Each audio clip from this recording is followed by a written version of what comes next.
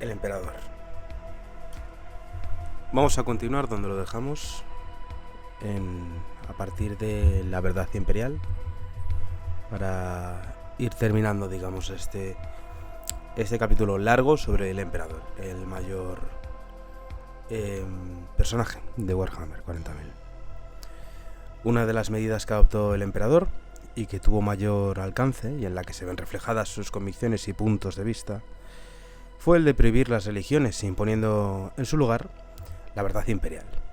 Basada en la ciencia y en la lógica, en su momento el emperador le dijo a Horus que en la antigua Tierra había antorchas, que eran los maestros, y extintores, que eran los sacerdotes.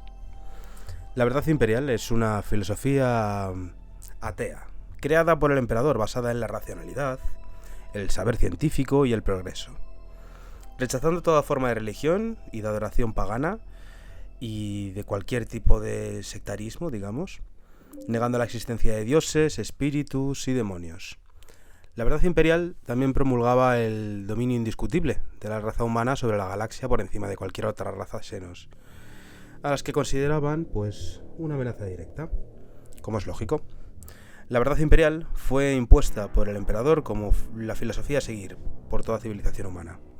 Y durante la Gran Cruzada, a medida que se iban conquistando o anexionando mundos habitados por humanos, se les instruía en la verdad imperial, quisieran o no, dejando en el olvido sus antiguas creencias religiosas. Esta medida fue lo que llevaría a tener que reprender duramente a Lorgar, uno de estos primarcas, uno de sus hijos primarcas, y jefe de los portadores de la palabra, una legión que veía al emperador pues como un dios, y que creía que debía de haber algún motivo por el cual los seres humanos tienen tendencia a adorar algo allá donde estén. Al destruir el emperador las creencias de Lorgar, este se lanzó a realizar la peregrinación, un viaje a un lugar donde los dioses y hombres podían coexistir. Este viaje les llevó al Ojo del Terror, lo que hablamos, una cicatriz en la realidad que une este reino del caos del que hablábamos en el capítulo anterior con la realidad. Es ahí donde descubrieron la falsedad de la verdad imperial y los lanzó a la adoración del caos, creando una brecha entre las filas imperiales y teniendo como resultados últimos la herejía de Horus y la guerra civil a nivel galáctico. De hecho, tal y como se extrae de las palabras de Erebus cuando trata de convencer a Horus en Davin, parece que la táctica del emperador estaba teniendo mucho éxito y que los dioses del caos se encontraban debilitados. Sin embargo, y aunque la verdad imperial es en esencia una mentira, ya que el emperador conocía la existencia de la disformidad y de los dioses oscuros, existía un buen motivo para que la predicasen. El emperador es quien había sido responsable del desarrollo de varias de las principales religiones de la vieja tierra. Había dedicado toda su existencia a buscar el bien para la humanidad, y aún así, una vez tras otra, había visto cómo los principios que él había propuesto en forma de religión eran tergiversados por la naturaleza humana, transformando siempre lo que es una fe basada en el amor y el respeto mutuo en un credo sangriento de violencia, represión, asesinato y guerra santa que solo reforzaba a los dioses del caos. Por lo tanto, decidió promulgar la verdad imperial para cortar la fuente de energía del caos y así debilitar en gran medida el poder de los dioses del caos en el espacio real, negándoles esta fe, estos sentimientos y por tanto matándolos de hambre. Durante un tiempo fue un éxito, pero los sucesos de la herejía de Horus frustraron los esfuerzos del emperador y tras su confinamiento en el trono dorado, irónicamente lo encumbraron como al dios de la humanidad, dando nacimiento actual culto imperial, que sustituye la verdad imperial que te estábamos hablando. Con el correr del tiempo, sin embargo, parece que el emperador cambia su perspectiva sobre la religiosidad al brindar ayuda, mediante sus poderes, a través de la disformidad, a agentes del imperio tales como los santos en vida y al producir milagros que se narran en algunos libros de relatos de Warhammer 40.000, como los fantasmas de Gaunt. Mientras que la verdad imperial no dejaba de ser un exitoso método para debilitar a los dioses del caos y apartar a la humanidad de su influencia, el emperador hizo un esfuerzo deliberado por mantener a sus hijos, los primarcas y sus legiones ignorantes de estas realidades. Hasta tal punto que uno se pregunta, tras la lectura de las novelas, si pudo ser incluso contraproducente. Cabe conjeturar que todo podría remontarse al mencionado pacto de Molech entre los dioses del caos y el emperador, que éste no cumplió y que fue el primer causante de la creación de los primarcas. Tal vez siempre temió que el caos los reclamara de algún modo. La excepción a esta política de ocultación de la verdad fue Magnus el Rojo. Magnus, un primarca de la Legión de los Mil Hijos, había sido bien instruido por el propio emperador, desde bebé en los misterios disformes. Aunque no se le reveló más que la información que necesitaba conocer en cada momento, en parte debido a esto y en parte a la naturaleza curiosa, Magnus no entendía el uso de los poderes psíquicos como algo que conllevase riesgos importantes, sino más bien como una oportunidad que estaba ahí para ser aprovechada.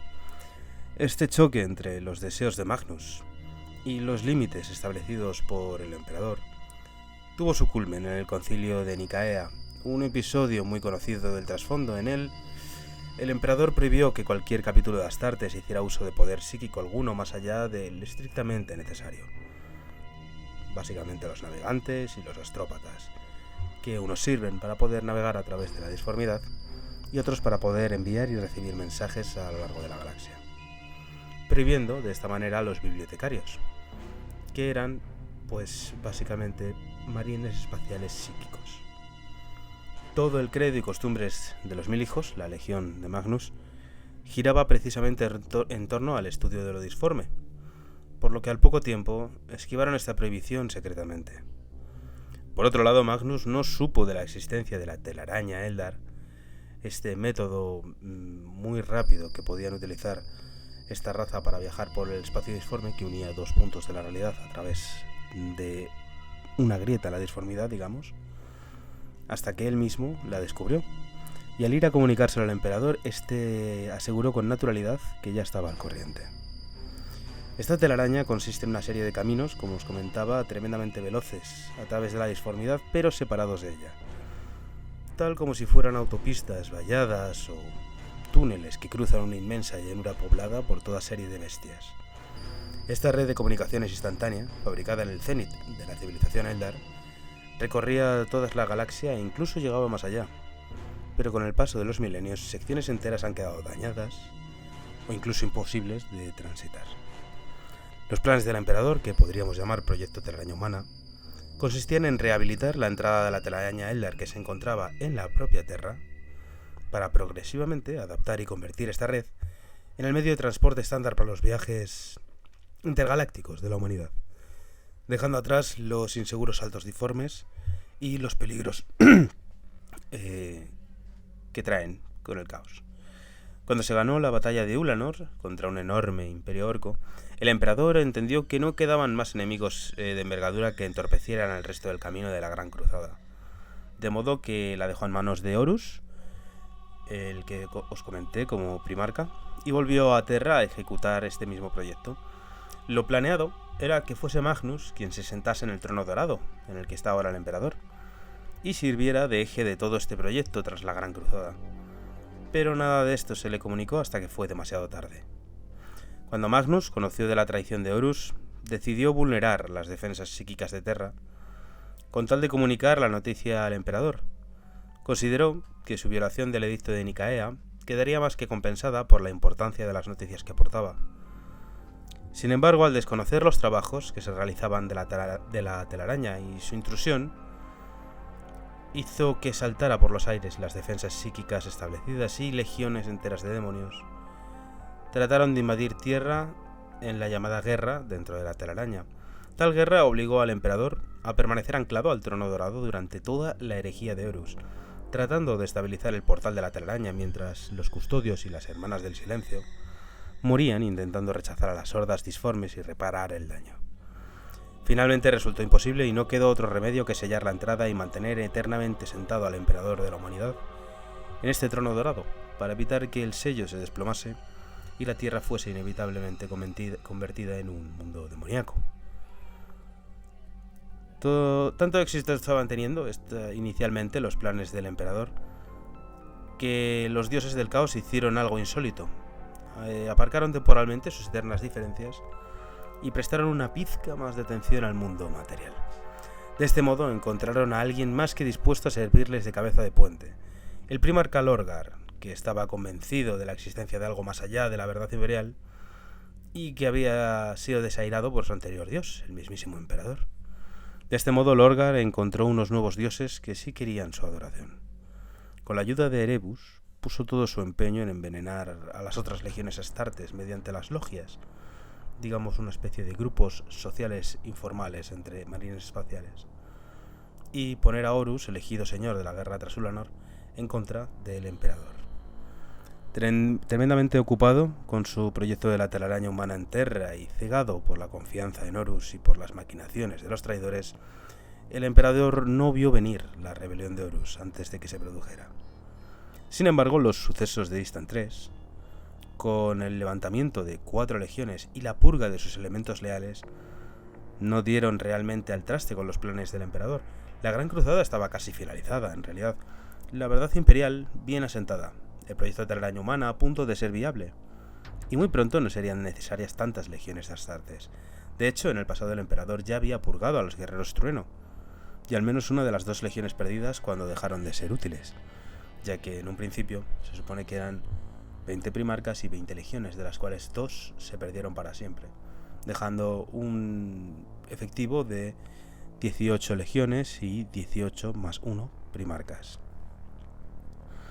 Al enterarse de la traición igualmente de su hijo predilecto, el emperador quedó consternado y tomó una decisión apresurada: enviar a 7 legiones, supuestamente leales, a acabar con las 4 legiones traidoras mermadas por la purga.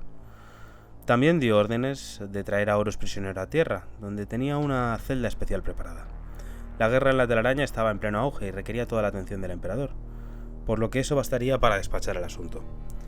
Fue la masacre del desembarco de Distant 5, en la que otras 4 legiones cambiaron de bando en pleno combate, y masacraron a los Manos de Hierro, los Salamandras y la Guardia del Cuervo, el acontecimiento que cambió por completo el escenario inicio de esta debacle. Desde ese momento, un emperador anclado por la necesidad al trono dorado y unas fuerzas leales débiles y dispersas solo pudieron contemplar cómo los traidores ganaban terreno progresivamente, a tal punto que, sin saber si Terra había caído o no, el primarca Guilliman creó temporalmente el Imperium Secundus en la zona de ultramar. Iniciado ya el asedio a Terra, el emperador se vio en una situación desesperada. En franca inferioridad numérica y con unos enemigos a punto de acceder al interior del Palacio Imperial, el trono dorado constantemente necesitaba la atención de un psíquico de primer nivel para que el sello no se derrumbase. Y, desconociendo que se acercaban refuerzos leales debido al bloqueo psíquico hereje, tuvo que elegir. Lo insólito, el espíritu vengativo, la nave insignia de Horus, bajó sus escudos, permitiendo el abordaje mediante teletransporte. Al Señor de la Humanidad solo le quedó una opción: sacrificar a Malgador el Sigilita, pidiéndole que se sentase en su lugar en el trono dorado y aprovechar esa oportunidad para asaltar la nave, tratar de vencer a Horus y así dejar sin cerebro el asalto traidor. Sin embargo, las fuerzas disformes hicieron que el teletransporte de la nave resultase un desastre y cada fuerza leal acabó demasiado lejos de los demás. Sanguinus murió al ser el primero de enfrentarse a Horus, llegando el emperador, y en medio de un combate en el que Horus contaba con pleno apoyo de los dioses del caos, Oil Person fue también asesinado por el señor de la guerra. Fue solo en ese momento cuando un emperador ya herido de muerte logró reunir fuerzas suficientes para eliminar física y psíquicamente a Horus y ser recogido por el primarca Rogaldor. En el retorno a Terra, Malcador se desvaneció en polvo debido al increíble esfuerzo que le había supuesto mantenerse en el trono dorado. Es en ese momento en el que el emperador ordena convertir esta maquinaria arcana en un dispositivo de soporte vital, para poder mantener sellado para siempre el acceso a las fuerzas demoníacas a Terra y dejarlo encendiendo y encendiendo el Astronomicon. En ese punto, la inmensa mayoría de primarcas estaban ya muertos o corrompidos más allá de todo remedio. La verdad imperial, demostrada como falsa y a punto de ser sustituida por el culto imperial y el proyecto telaraña humana, convertido en algo irrealizable para siempre. Y un hecho mucho peor, Horus había herido al emperador de algún modo que le impedía regenerarse tal y como es natural en los perpetuos. Como la serie de novelas de la herejía de Horus aún no ha narrado este combate, no hay modo de saber exactamente cómo sucedió. Puede que se tratase de algún arma similar a la lanza fulgurita o quizá algo totalmente diferente. En cualquier caso, lo único que queda sobre el trono dorado es un cuerpo marchito, cuyas pocas células, aún vivas y el sacrificio diario de miles de psíquicos logran que la consciencia ya enloquecida del emperador tenga aún capacidad de mantener cerrado el sello. La herejía de Horus dio al traste con todos los planes del Señor de la Humanidad y el Imperio lleva ya 10.000 años viviendo de tiempo prestado, sin esperanza a largo plazo, y con un trono dorado, afectado por fallos imposibles de reparar. No existe en este momento en el trasfondo en vigor nada que nos permita pensar en un arreglo de esta situación. Existe un ordo de la Inquisición denominado Zoriano que tiene planes de canalizar el espíritu del emperador en un individuo aceptable, para que así resucite. Lo que no saben es que tal acontecimiento dejaría sin ocupante el trono dorado y al sello de la telaraña sin protección. Tras la muerte de Horus, los dioses del caos apartaron su atención del mundo material, rompieron su tregua y siguieron con el gran juego. Las últimas noticias de que se dispone del estado del emperador en el milenio 41 provienen de un encuentro con el inquisidor Jack Draco. El inquisidor logró acceder ante el mismísimo trono dorado y presentarse ante el cuerpo del emperador para informar de una peligrosa conspiración en el seno de un sector inquisitorial radical llamado Ordo Hydra. Draco comulgó telepáticamente con el emperador, le informó del plan y le pidió que tomase medidas para prevenir que diese frutos. Sin embargo, la audiencia con el emperador fue una experiencia que dejó a Draco confuso acerca de la estabilidad de la mente del mismo, y dudando de que el imperio pudiera ser capaz de superar las muchas amenazas a su existencia. La mente del emperador había enloquecido tras 10.000 años de terrible esfuerzo manteniendo cerrado al sello y encendiendo el Astronomicon. Asimismo, en lo que es el nuevo trasfondo de Arcas del Augurio, se le da más protagonismo al emperador después de 35 años. Warhammer 40.000 pues vuelve a moverse, como quien dice, en el trasfondo. Han sido pues un trasfondo realmente estático debido al equilibrio de poder de las fuerzas. Al fin y al cabo es muy complicado. Entonces, entre la herejía de Horus, que ha acaparado mucha atención, y demás, no se ha estado moviendo el trasfondo actual. Ahora sí.